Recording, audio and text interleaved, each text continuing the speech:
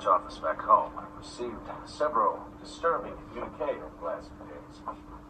The good news is, our efforts to find corruption and disloyalty here and back home have succeeded beyond our expectations.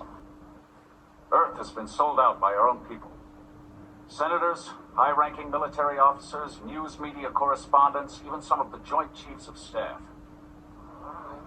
Everything we've been seeing lately, the libelous attacks on the president, alien forces encroaching on our territory. Are you not more bothered about the footage that was released? Going on back home. They're all part of an organized effort to weaken our government from within. Just how far does this go, anyway? Do we start suspecting everybody? Oh, of course not. Anyone in the Night Watch is automatically recognized as working in the best interests of Earth. As for the other officers, well, we won't look at them unless we detect any unusual activity on their part. It baffles me. Footage has been released of the president being killed, and they're just still like, yeah, go Earth. Ooh. Those beds don't look particularly comfy.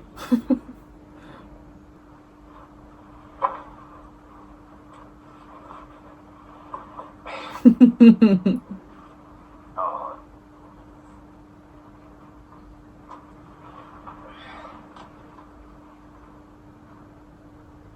It's funny. This will be the closest I've been to Earth in 4 years. Would have thought I'd come back in a Minbari ship. You know what I miss most about home? The sound of rain hitting the roof at night. I was so wound up. I just lie there. Same thing happened the night before my final test. I just knew if I didn't get some sleep, I'd never pass. My dad heard me walking around. He knew I couldn't sleep. So we went outside. He got the garden hose and sprayed it. So it came down on the roof. Dovena. She's gonna make it rain.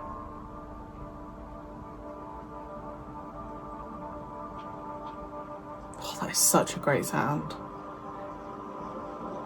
If anything happens to the captain, I'm holding you personally responsible. Because I sent him up on a suicide mission. Ever since you've come here, we've had nothing but trouble. You're a loose cannon. He went of his own free will. Because he didn't have any business taking out that ship without me there to help him. Because we're going up against our own government. I don't know where the hell I fit in anymore, much less you. And damn it, because I don't have anybody else to blame. We just set off every long-range scanner in the area, so we don't have a lot of time. We have to... Captain, I'm picking up a signal on the frequency provided by Dr. Kirkish. IXP-1 to base. IXP-1 to base. Ready to begin transference. Subject is approaching target. Repeat. Subject is approaching target. What's he talking about? Shadow vessels use living creatures as their central core. Whoever steps inside merges with it, becomes one with the ship. After that, it's fully functional. So someone has to be put in the ship for the ship to be able to start up again. Going inside hasn't been properly prepared. The results will be disastrous. So there could be anyone in these ships.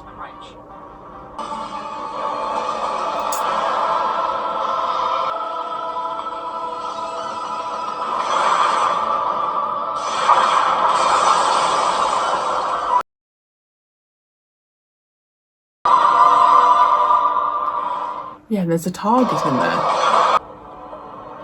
John, if it's confused, disoriented, we may have a chance. It's a small one. It's still a lot more than an Earth cruiser will have against that thing. Fire! You need to keep hitting it before it hits you. Yeah. If it hits us dead on, we cannot survive the blast. That's all right. That is all right.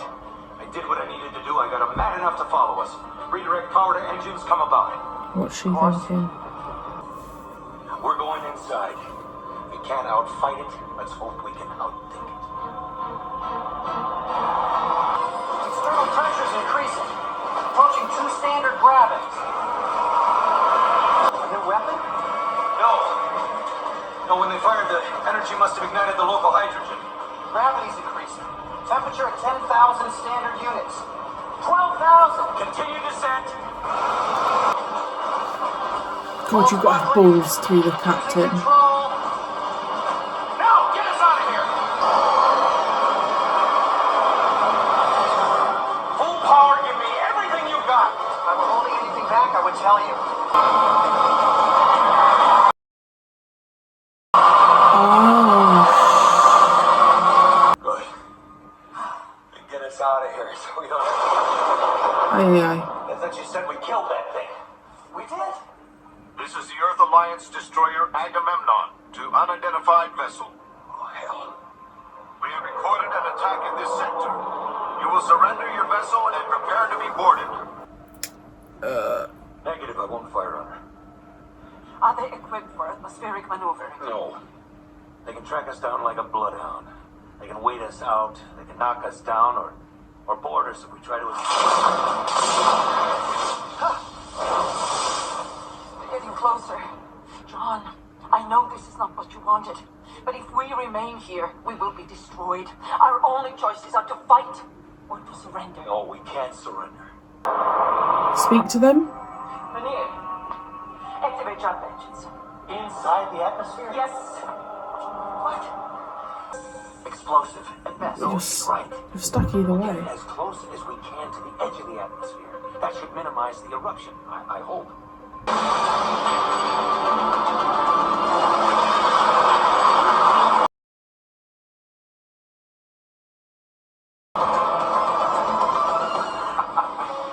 Son of a gun. And ISN has confirmed earlier reports that an unidentified alien ship attacked a research lab on Ganymede. According to Earth Force, the ship was in pursuit to Jupiter and destroyed by the EAS Agamemnon. Nonetheless, this latest incident has heightened concerns about planetary security. President Clark is said to be considering a new plan that will provide Earth with greater security. Off.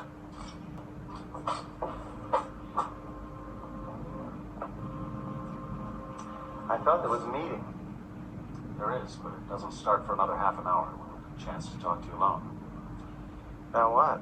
Like I said the other day, we've been getting reports that Earth Force may have been infiltrated by traitors right up to the command level. Captain was gone for 4 days. Well, the records don't show any absence, but I checked the access panel in his quarters. Hasn't been used since Monday. I'd say that qualifies as unusual behavior. You're close to the chief. No. No way in hell. I won't do it. Look, all I'm asking you to do is to go to him, be real earnest, tell him that you know something's going on and you want to help. Tough between us right now, but he's still a friend. Well, you better start deciding which is more important to you, Zach. Friendship or your job, which is to protect Earth. Then my job here is done. Have a good... Yes. So quick, turn on ISN. Monitor on. Find ISN. And to confirm earlier reports, President Clark has signed a decree today declaring martial law throughout Earth Central, citing threats to planetary security. He's expected to provide information to support this action at a closed meeting of the full Earth Senate tomorrow. We repeat, Earth is now under martial law.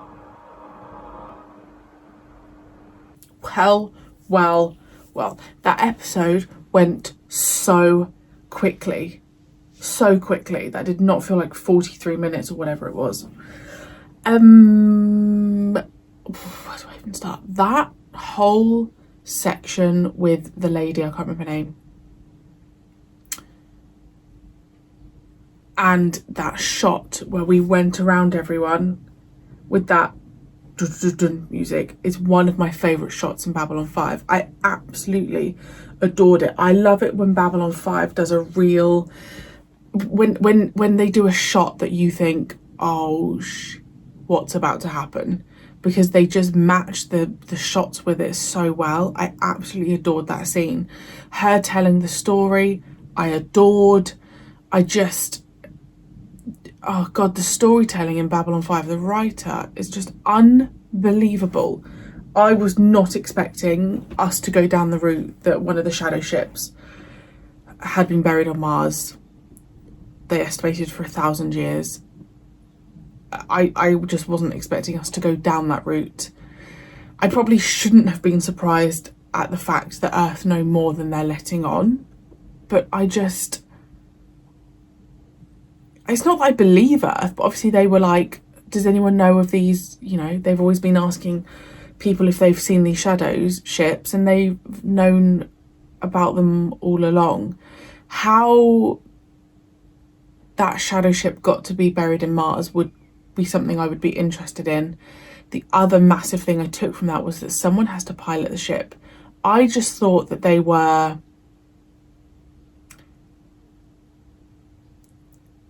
I just thought the ship themselves was the entity. Like, I didn't think that they would be people inside. So that's now got me thinking, like, who has potentially been in one of them? Who is in any of the ships? Like, the people that we've potentially lost, because they've said that whoever goes into the ship then just like kind of merges with it. So I guess whoever that person is, they lose who they originally were and just become one of the shadow ships and just become a part of the ship. So that's something that I just didn't really think about, the ships being piloted. I don't know whether that's stupid. I guess because the ship just comes across as an actual being itself. I never thought of like the internal. I would love to see the internal though. I've mentioned that repeatedly. They managed to destroy one, and I did say during it, I do feel like every step we're doing, we are building up to figure out what we're capable of and what we're not capable of. It was typical that it was, I can't say the ship, the Agamemnon. The minute they said that, I was like, he's not going to shoot it. But also, it's reiterating that there are people all around who are working for Earth without the full picture of what Earth is capable of and what Earth knows, but know people like Sheridan. And like, it's just, we're going to have people going up against each other that probably would be on the same side, but because of how it's all being dictated and all the politics, it's being deemed as Earth against everyone else. Earth is under martial law, which, I mean, when a place just starts losing control, what are you going to do? You're going to place it under martial law. So to me, it's making it more obvious that Earth is out of control. But I guess for other people, they're thinking, well, Earth just wants to protect everyone. But in my head, I'm like, it's so obvious. But then I've seen it. Also, the whole thing with Zach. It's so frustrating to me that they've had literal footage presented to them of a president being assassinated, and they're still just in this delulu land that, yeah, like, come on. I think Gary Baldy needs to pull Zach in and have him on his side, because I don't actually think Zach will sway. I worried about it a couple of episodes ago. I don't think he will sway. I think he is loyal, but I think Gary Baldy needs to pull him in, and Sheridan, to say, like, look, this is the realities of what's going on. Marcus is a delight. He's this little ball of laughter in amongst everything that is so serious, and I think him and Ivanova are perfect together because she is so serious, and it was so lovely seeing her laughing at the end. So he's been a lovely addition. This is going to be nasty. This is going to be so nasty, because obviously Earth is working with Psychor. I think obviously we had, was it episode 1 of series 3 where we had like the Earth and the Psychor having that discussion, and now it kind of makes sense because of the whole shadow ship, and obviously Gary Baldy had the Psychor badge. But what do they want? They just want power?